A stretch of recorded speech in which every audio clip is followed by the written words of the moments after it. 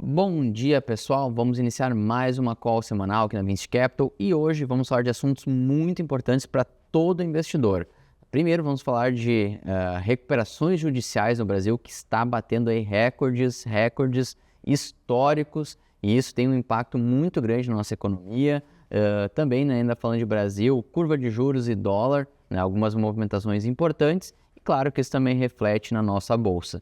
Já indo para o mundo, vamos falar um pouco de países que nem sempre a gente traz aqui, como Alemanha e Japão, que estão tendo, né, nas suas curvas de juros aí grandes surpresas nos últimos dias, e também do mercado americano, no qual aí as medidas do novo governo, do Donald Trump, já estão tendo um impacto direto tanto na economia quanto nos mercados de capitais. Então é uma call aí cheia de informação para você estar super antenado aí no início da semana. Claro, se você já conhece o canal, deixe seu like, compartilha, comenta, porque isso é muito importante para o engajamento aqui no canal. E se não está inscrito, por favor, já se inscreva também. E se você é novo, ao final, se gostar, claro, né, também deixe seu like. Vamos lá então, já como é de praxe, vamos iniciar com os nossos slides. Então, para a gente já ir direto ao ponto, né, como eu falei, no governo aí, no governo do Lula 3 aí, a gente tem um cenário muito interessante, que é o aumento, né, dos pedidos de falência aqui no Brasil, pedidos de recuperação judicial, na verdade. Então, lá no período da Dilma, na grande crise de 2016, nós tivemos 1.800 empresas entrando em recuperação judicial, depois no Temer uma redução, e por incrível que pareça, né, mesmo com a pandemia durante o governo Bolsonaro, a gente vê essa redução dos pedidos de recuperação judicial chegando aí no menor patamar em 2022, no último ano do governo.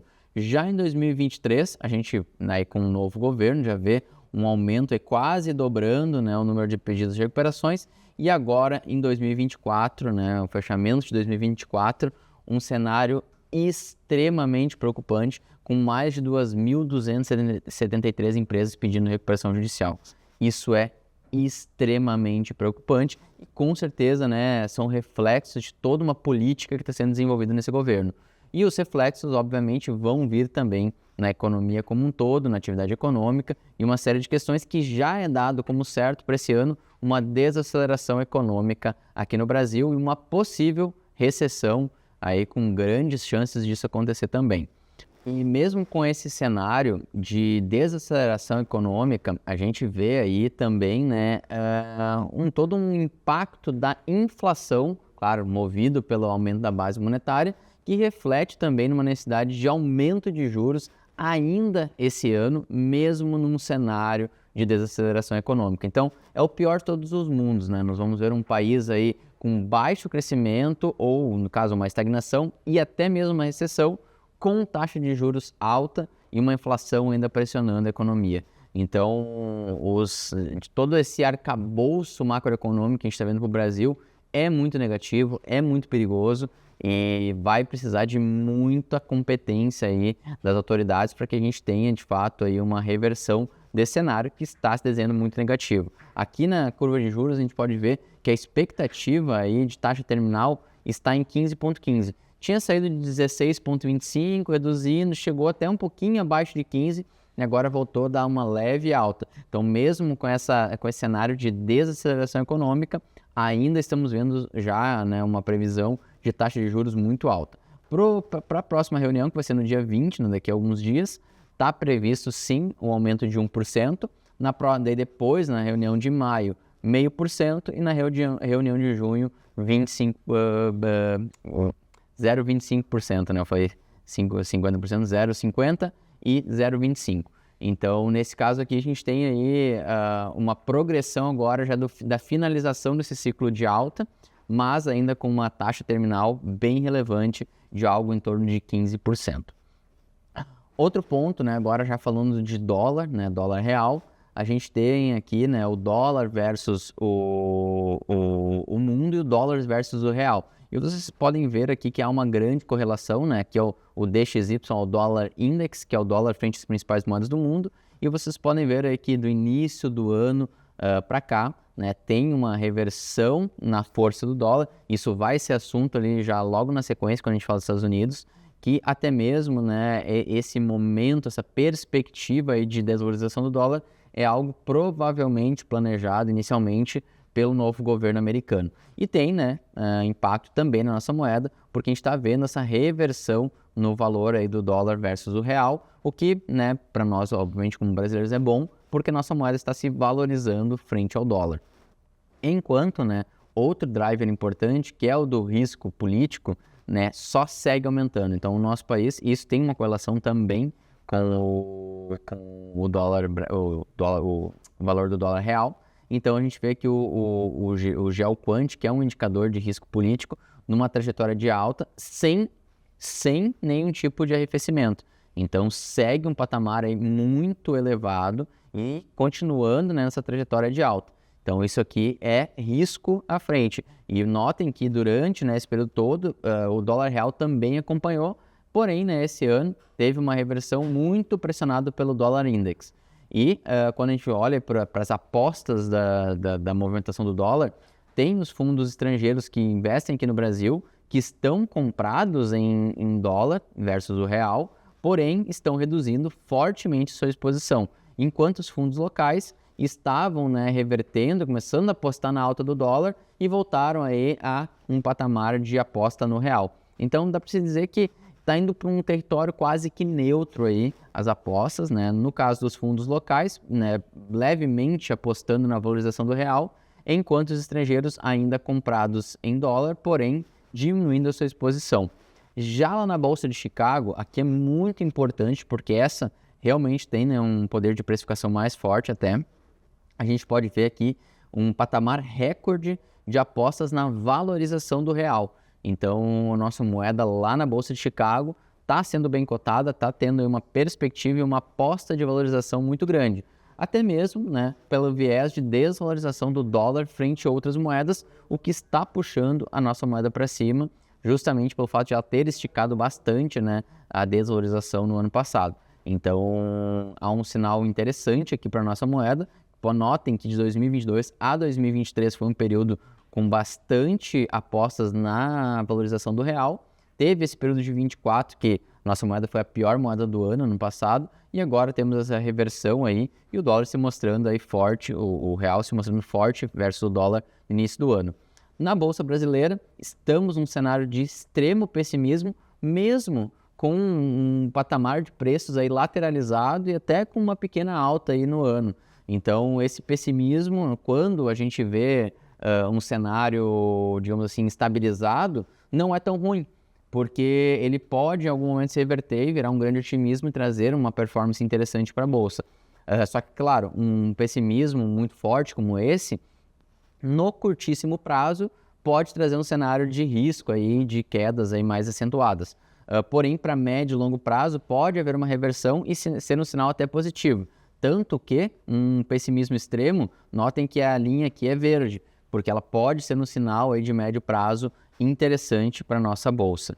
E aí, quando a gente olha para o fluxo, em fevereiro nós voltamos a ter um fluxo positivo na bolsa, por isso que eu estou falando que ela está lateralizando, né, até com um viés de um pouco de alta ainda nesse ano, e agora, início de março, aí a gente espera que o fluxo volte, a gente veja aí de novo a bolsa brasileira crescendo.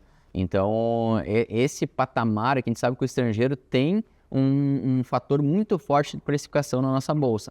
Claro que a gente quer ver patamares muito maiores. Esses patamares aqui que a gente viu durante o ano passado todo e agora são ainda muito pequenos, ainda não é uma entrada massiva de investidores na bolsa. Aqui muito mais é rebalanceamento, posicionamento estratégico de grandes players, mas ainda não veio um fluxo extremamente relevante. Claro, que bom que é um fluxo positivo, mas precisaria ainda ser bem mais forte para formar preço. Então, quando voltar um otimismo aqui para a nossa bolsa, notem que praticamente do meio do ano passado para cá, nós tivemos um pequeno aqui, ponto aqui de otimismo que logo foi revertido e aqui a gente está agora já num cenário de pessimismo novamente.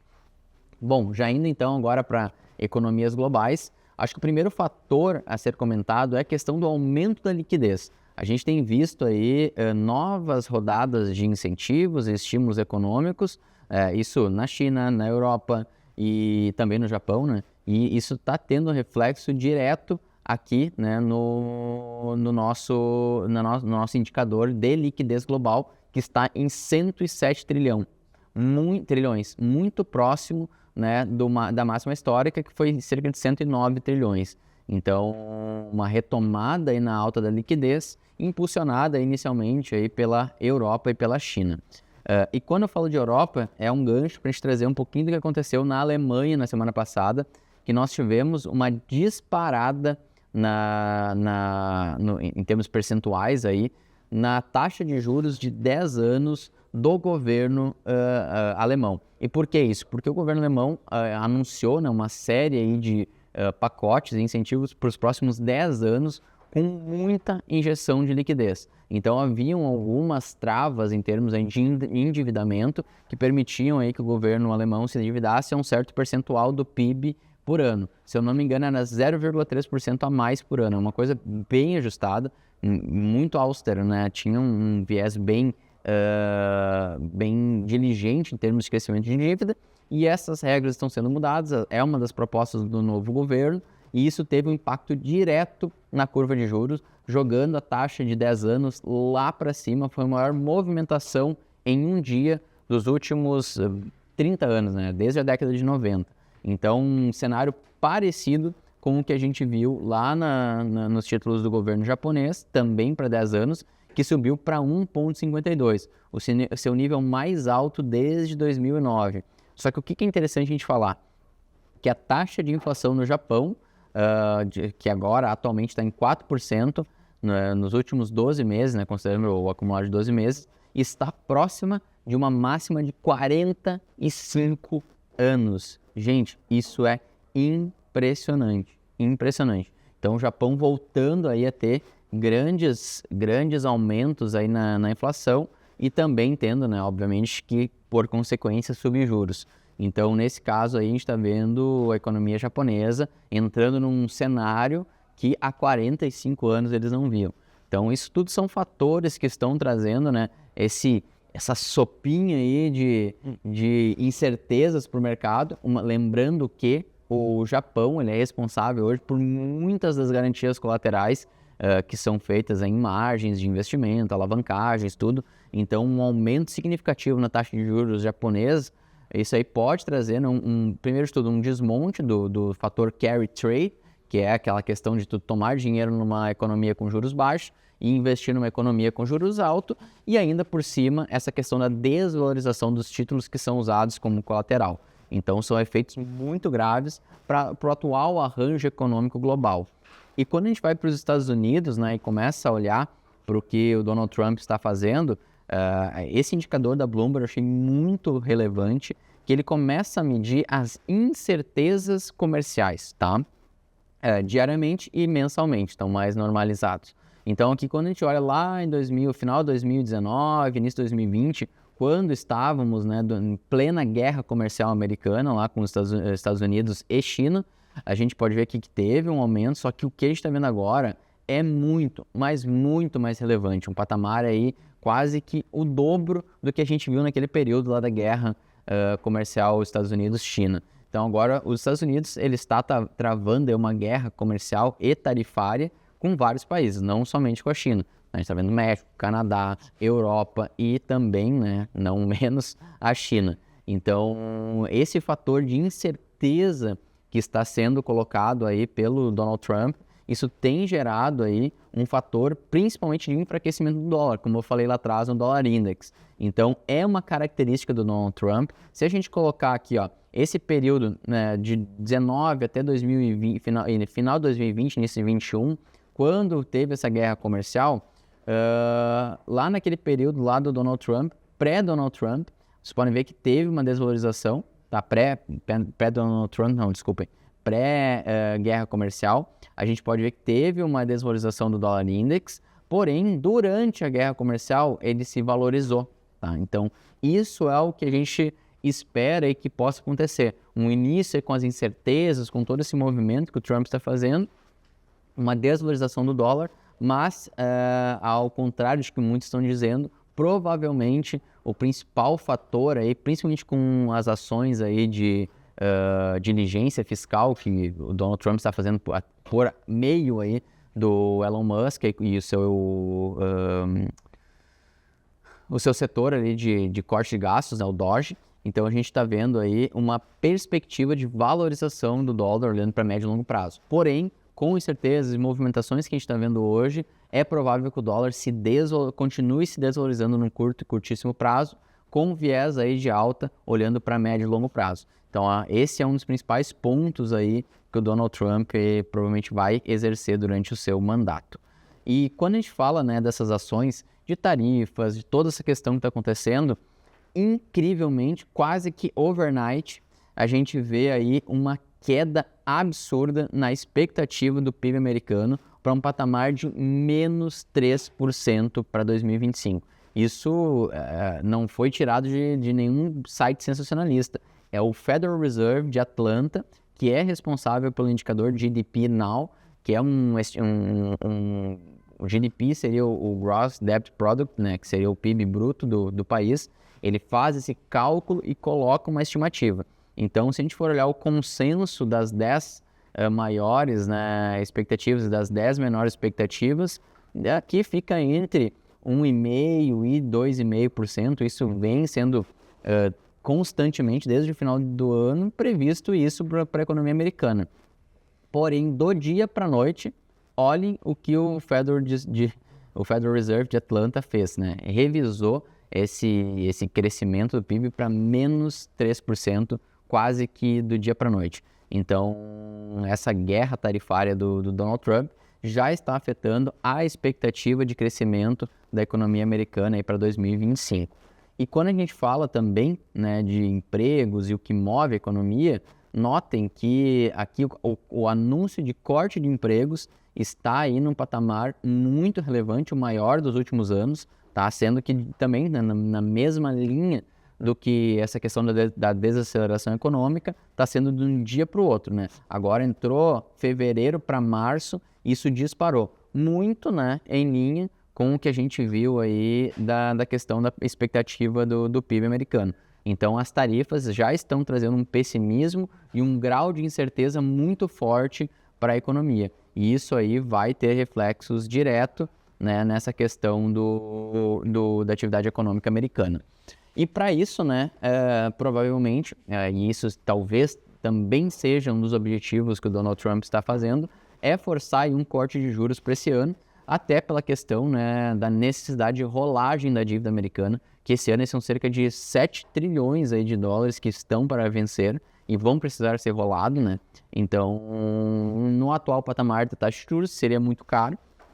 Então, provavelmente, eles têm aí uma estratégia também para reduzir juros e facilitar essa rolagem da dívida. E isso, com certeza, né? E olha que interessante, aqui a Bravos Research traz como vai fechando, né, uma eventual recessão americana e uma necessidade de corte de juros, vai trazer provavelmente um efeito parecido com o que eles estão prevendo aqui. Uma correção nos índices de ações americanos e uma puxada, né, um fortalecimento dos títulos de longuíssimo prazo, né, o TLT, que é um ETF que investe somente em títulos acima de 20 anos de maturidade. Então, é esse movimento de convergência aqui, que provavelmente, né, num cenário como esse que a gente está dizendo aqui, deve refletir, né, uma correção acionária mais forte no mercado americano de ações e uma valorização do mercado de títulos de dívida americano. Então, essa previsão da Bravos Research é muito em linha com esse cenário aí macroeconômico que a gente falou até aqui.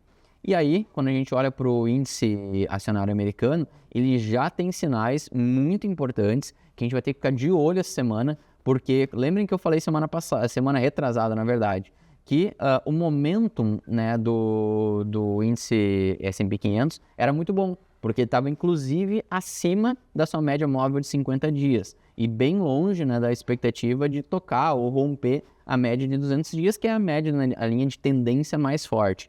Então, se houver um rompimento essa semana, se esse índice vier buscar 5.600, 5.400, isso pode, né, ser um fator desencadeante de uma maior correção no índice S&P 500. Então, a gente viu que lá no início do ano, no final do ano de 2024, final de 2023, início de 2024, teve um rompimento, né, do S&P 500 aqui na média móvel de 200 dias, mas foi um rompimento falso, né? Ele voltou logo e já voltou a performar acima da média móvel de 50 dias. Então, agora, né, se houver um rompimento mais robusto e sustentável, isso pode ser um fator de muito risco, né, para a Bolsa Americana. O que é interessante mostrar é que ainda está num patamar saudável, porque mais de 50%, né, das ações estão acima da média móvel de 200 dias.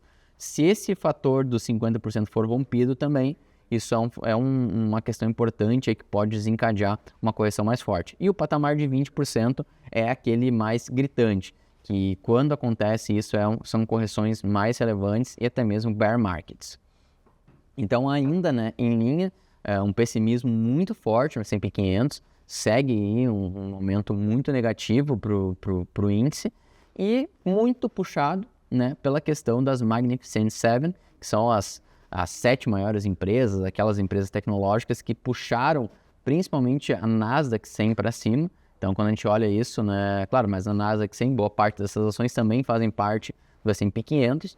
E quando a gente olha aí o ano, né, específico de 2025, a gente enxerga uma queda de 6,61%, sendo que as Magnificent Seven puxaram para baixo, né? As outras empresas tiveram um ano aí relativamente bom, né, praticamente neutro, né, um negativo 0,23 nos últimos dias ali, mas olhando para o ano, performaram bem aí até poucos dias atrás, né, até o final de fevereiro, estavam performando a cerca de 10% positivo, e mesmo assim, né, as Magnificent Seven puxando muito para baixo. Então, esse pode ser um fator desencadeante do S&P, do fator de queda aí do S&P 500. Então, todo esse movimento que nós vimos aqui, né, de correção no S&P 500, tem grande peso nas Magnificent Seven, que não estão conseguindo performar esse ano de 25. E um dos fatores, né, é a questão de valuation, que segue muito elevado.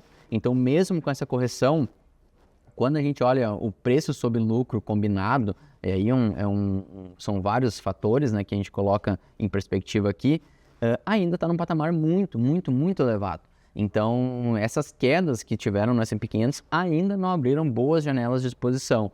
Então, não é um fator que a gente pode dizer assim, nossa, caiu, compra porque está muito bom, é uma oportunidade. Não, ainda essas quedas são correções de preço de curto prazo, sem afetar ainda a camada de valuation. Então, valuation segue caro também para o mercado americano.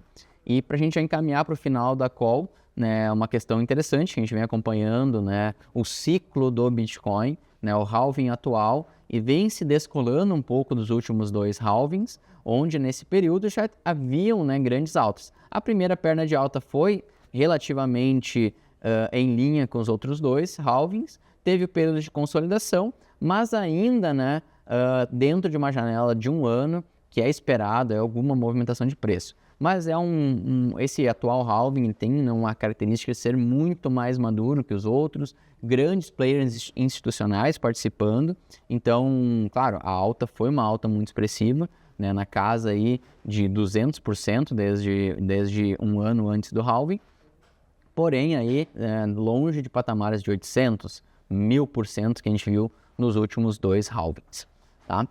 E para a gente fechar, então, a última informação é uma curiosidade, mas é uma curiosidade importante, baseado nas nossas alocações e ideias que a gente vem trazendo nos últimos anos, que é a questão do ouro, tá? Alguma coisa tem acontecido no mercado que vem, né, impulsionando um deslocamento de liquidez das bolsas europeias, principalmente a Bolsa de Londres, para a Bolsa de Chicago. Então, esse movimento aí deslocou cerca de 21 milhões de onças de ouro, né, para Nova York nos últimos 3 meses. Então, essa movimentação é uma coisa inédita, assim, inédita entre aspas, né? Tivemos outros períodos assim, mas normalmente antecipando, né, períodos como a pandemia de 2020. Notem que na pandemia, aí sim, teve um recorde lá, né, de movimentação, muita necessidade de ouro, né, sendo comercializado.